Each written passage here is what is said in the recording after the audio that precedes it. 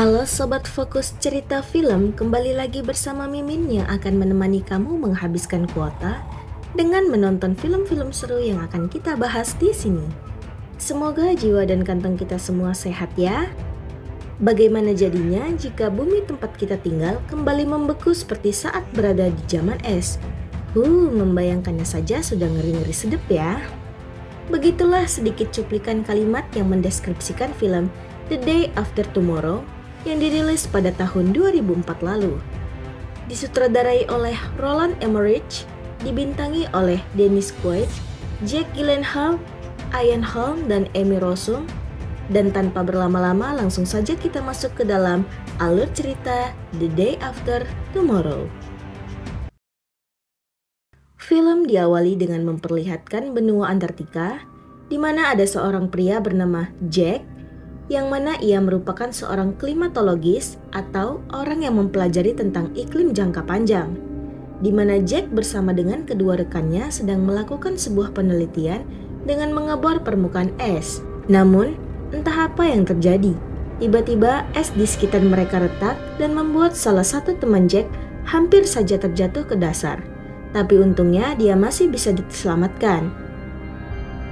Jack yang tidak ingin kehilangan sampel penelitiannya pun nekat meloncat dari jurang es tersebut dan ia pun berhasil melewatinya. Tapi saat akan kembali, ia hampir terjatuh. Namun, ia berhasil juga diselamatkan.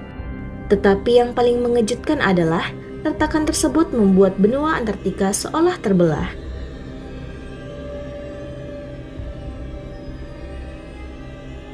Beberapa hari kemudian setelah kejadian tersebut, terlihat Jack sudah duduk bersama para petinggi dunia yang tergabung dalam organisasi PBB. Di sini, Jack menjadi seorang pembicara dalam pertemuan tersebut. Dan dari hasil penelitian atas kejadian keretakan benua itu, Jack menyimpulkan bahwa jika bumi terus mengalami pemanasan global, maka iklim akan mengalami perubahan yang sangat drastis dan dalam waktu 100 hingga 1000 tahun, maka bumi akan kembali ke zaman es. Tidak pakai cendol, tidak pakai dawet ya. Adegan beralih ke negeri Konoha. Adegan beralih ke negeri Jepang, tepatnya di Tokyo. Kita akan melihat bahwa apa yang dikatakan Jack memanglah benar. Ditandai dengan hujan batu es yang berukuran sebesar kepalan tangan manusia hingga membuat semua orang yang ada di sana gelisah galau merana. Sementara itu, Jack sedang bersama dengan putra sulungnya yang bernama Sam. Sam pernah bercerita bahwa ia bercita-cita ingin menjadi seorang pangeran Persia, namun ia harus pergi untuk mengikuti kompetisi akademi, maka Jack pun mengantarkannya ke bandara dan berpamitan saat itu juga. Beralih keluar angkasa, di mana para astronot dikejutkan saat melihat planet bumi nampak diselimuti oleh banyak sekali awan. Kita tidak tahu apa yang terjadi, tapi pastinya itu cukup mengerikan.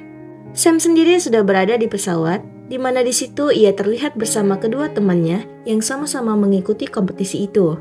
Namun tiba-tiba, semua penumpang dikagetkan saat pesawat mengalami goncangan akibat melewati titik badai. Sementara itu, seorang profesor dikejutkan dengan tidak berfungsinya pelampung di laut, di beberapa titik yang kemungkinan besar disebabkan oleh badai besar yang terjadi. Singkat cerita, Sam dan kedua temannya sudah tiba di kampung halaman saya di New York, di mana mereka bertiga terjebak macet, namun kemudian mereka dikejutkan saat melihat banyak sekali burung yang sedang bermigrasi. Jack terlihat mendapat telepon dari profesor yang tadi untuk memberitahu bahwa teori Jack tentang mencairnya kutub es sepertinya tidak akan terjadi dalam kurun waktu 100 hingga 1000 tahun, melainkan saat ini juga. Bukan tanpa alasan, sang profesor mengemukakan bahwa suhu mengalami penurunan sebanyak 13 derajat Celcius dan menemukan beberapa pelampungnya di lautan tidak berfungsi. Dan saat esok pagi, lebih tepatnya di Los Angeles, terjadi angin topan yang sangat mengerikan, tepat di tengah kota, yang dimana kejadian itu membuat bangunan kota hancur dan memakan banyak sekali korban jiwa. Terlihat Jack sendiri tengah menghubungi Sam untuk menyuruhnya pulang dan segera meninggalkan Los Angeles. Namun Sam justru terlihat mesem-mesem dan cengengesan, sehingga membuat Jack marah dan membentaknya, dan mengatakan bahwa hal ini sangatlah serius. Jack pun menemui wakil presiden untuk memberitahunya bahwa akan terjadi perubahan iklim besar-besaran dan memintanya untuk segera mengevakuasi semua warga Amerika, karena jika hal itu tidak dilakukan sekarang, maka semuanya akan terlambat. Namun sangat disayangkan, respon wakil presiden yang malah tidak menghiraukan peringatan dari Jack tersebut. Geremah saya pas di skede ini. Di sisi lain kita akan melihat 3 helikopter militer yang tengah melakukan penerbangan baru saja memasuki sebuah pusaran awan yang maha dahsyat, di mana suhu di sana sangatlah rendah, hingga membuat ketiga helikopter tersebut mengalami beku dan jatuh ke permukaan. Tak cukup sampai di situ, saat seorang awak berhasil selamat dan membuka pintu, dia pun seketika membeku, yang hal itu menandakan bahwa suhu di titik tersebut sangatlah ekstrim, melebihi dinginnya kulkas 3 pintu.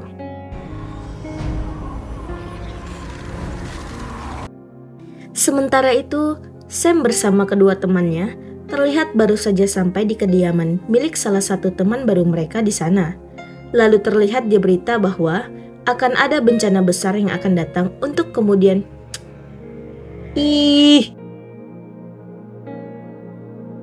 Lalu terlihat di berita bahwa akan ada bencana besar yang akan datang untuk kemudian mereka memutuskan pergi keluar kota. Dan saat keluar, mereka melihat bahwa sepertinya mereka sudah terlambat untuk hal itu. Pada awalnya, situasi di luar terlihat masih cukup kondusif, walaupun air menggenangi seluruh kota. Bahkan seorang gelandangan pun masih sempat mengutil sebuah sosis dan masuk ke perpustakaan umum untuk berteduh. Namun beliau diusir dengan alasan bahwa tidak boleh membawa peliharaan ke dalam sana. Sam sendiri mencoba melewati banjir bersama teman-temannya, di mana salah satu teman wanitanya tergores oleh sebuah plat nomor kendaraan untuk menyelamatkan seorang anak dan orang tuanya yang sedang terjebak di dalam mobil. Tanpa mereka sadari, terjadi mega tsunami yang tingginya mencapai setengah dari patung Liberty, di mana tsunami tersebut menenggelamkan seluruh kota yang membuat semua orang panik tidak karuan. Melihat temannya masih di luar, Sam pun mencoba menjemputnya, dan alhasil temannya itu pun resmi jadi beban yang menyusahkan, tapi beruntung mereka berhasil selamat. Jack sendiri terlihat sedang melakukan kontak dengan profesor tadi, di mana Jack mengirim data mengenai badai atau pusaran awan yang tadi sudah kita lihat, dan pusat dari badai tersebut memiliki suhu yang sangat rendah, sehingga dalam waktu 10 hari, planet bumi akan kembali ke zaman es. Adegan kembali ke Sam di mana ia bersama teman-teman dan warga yang selamat termasuk si abang gelandangan tadi, terlihat aman berada di sana karena ingin memberi kabar kepada Jack ayahnya. Sam pun ditemani oleh temannya ini pergi ke lantai bawah, di mana dia akan menggunakan telepon umum dan terlihat bahwa di lantai bawah sudah tergenang air dengan ketinggian yang cukup lumayan. Namun karena tak ingin membuat Jack khawatir, Sam pun nekat menelponnya, di mana Jack memberitahu Sam agar jangan keluar dan tetap berada di dalam, karena akan ada badai salju raksasa yang akan membunuh siapa saja. Sebelum menutup telepon, Jack pun berjanji akan menjemput Sam, karena sebagai ayah yang baik Jack tidak akan membiarkan Sam begitu saja. Tak lama kemudian, mereka semua yang ada di perpustakaan umum terkejut saat melihat sebuah kapal pesiar yang melampung tepat di samping mereka, dan sepertinya semua awak kapal sudah tewas karena tidak ada tanda-tanda kehidupan di sana. Jack sendiri didatangi oleh sahabatnya yang merupakan seorang pemerintah, di mana Jack diminta untuk menemui presiden secara langsung.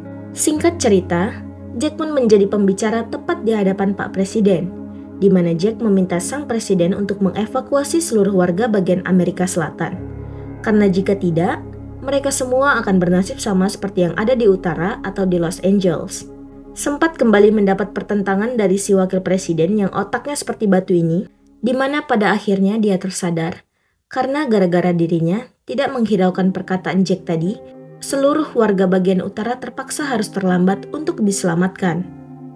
Alhasil, presiden pun memotong dana pensiunnya dan tidak mendapat bantuan BPJS karena dia sebagai pemimpin dianggap lalai dalam menanggapi suatu masalah.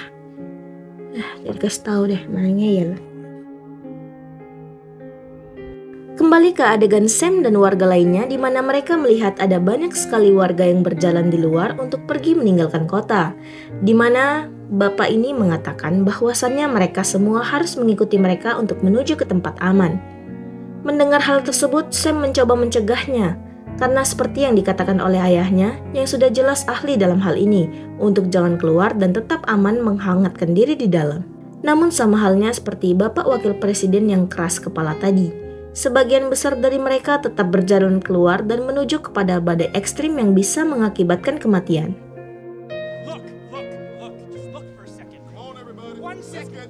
Setelah mereka semua pergi, Sam dan orang-orang yang masih bersamanya pun berkumpul di suatu ruangan yang ada perapiannya, di mana mereka memutuskan untuk mengorbankan buku sebagai bahan bakar pembuat api dan mencari makanan untuk mereka bertahan di sana. Dan yang lebih mengejutkan lagi, ternyata si abang gelandangan ini lebih waras daripada warga kota yang lebih memilih keluar menerjang badai.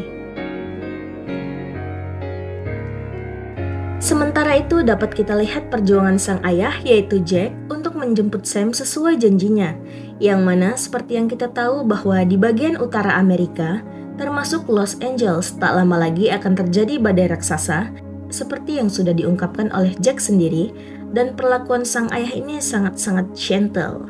Sementara Sam dan teman-teman sedang menghangatkan diri sambil berduduk santai, si bapak ngeyel ini dan orang-orang tadi akhirnya mulai merasakan dampak dari keras kepala mereka, di mana cuaca semakin memburuk yang membuat sebagian orang tewas akibat kedinginan.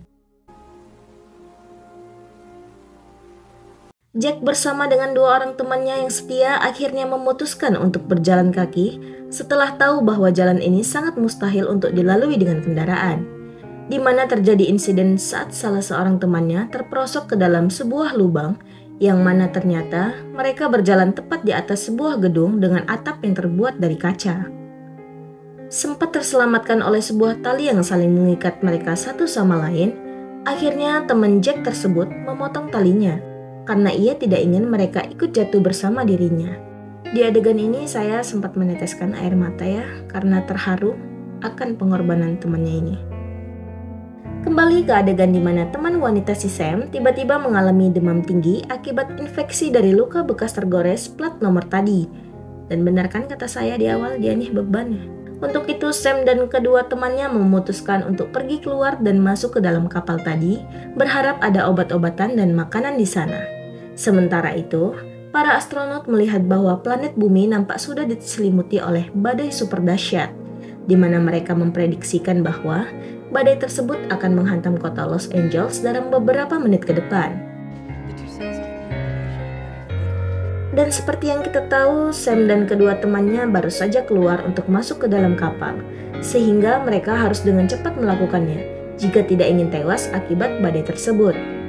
Dan setelah berhasil menemukan makanan dan obat-obatan, tak diduga muncullah beberapa serigala yang kelaparan, di mana Sam dan kedua temannya harus berjuang untuk bisa lolos dari kejaran ganteng-ganteng serigala tersebut.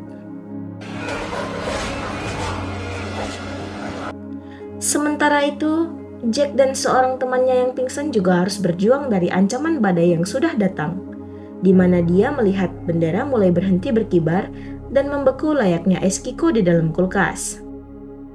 Setelah Sam berhasil kabur dari kejaran serigala tersebut, ia pun kembali ke perpustakaan di mana salah satu temannya tadi sempat tergigit oleh serigala dan harus digusur untuk membawanya. Saat sudah masuk, mereka dengan cepat menutup pintu dan membakar buku lebih banyak agar suhu tidak merambat ke dalam. Beberapa saat kemudian, sahabat Jack pun akhirnya sadar bahwa mereka berdua selamat dengan perapian yang sudah Jack buat. Dan setelah badai mereda, Jack pun melanjutkan perjalanan dan dia menemukan banyak sekali tumpukan jasad manusia yang membeku, termasuk si bapak yang keras kepala tadi.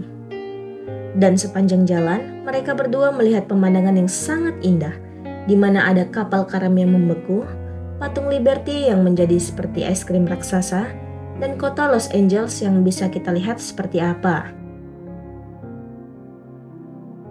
Dan Sesuai lokasi yang sudah Sam katakan tadi, Jack dan sahabatnya akhirnya menemukan Sam dan warga lainnya masih dalam keadaan hidup berkat perapian yang mereka buat.